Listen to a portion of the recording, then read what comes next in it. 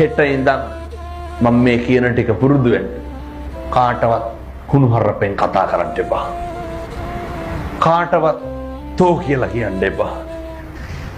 කෙනෙකුගේ හිතක් රිදෙනවා නම් ඇත්තක්වත් කියන්න එපා. පැහැදිලිද? සමහරව කියනවා නේද ඔය ඒකට නම් කියන්නේ මෝඩකම කියලා. මම බෙල්ල ගහලා ගියත් කියන්න තියෙන දේ කියනවා කියලා. ඒක හපංකමක්ද? එහෙම කියන එක බෙල්ල ගහලා ගිහිල්ලා මිනිස්සෙකුගේ කියපු එකෙන් වැඩක් තියනවද? වැඩක් නැහැ. හිතක් රිදෙනවා නම් කෙනෙකුගේ දෙපාරක් හිතන්න. ඇයි මෙහෙම කියන්න හේතුව?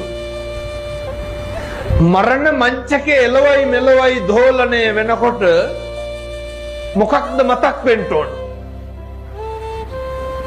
මම මගේ ජීවිතේ කිසි කෙනෙකුගේ හිතක් රිද්දලා නැහැ. මම කාටවත් තෝ කියලා කතා කරලා නැහැ.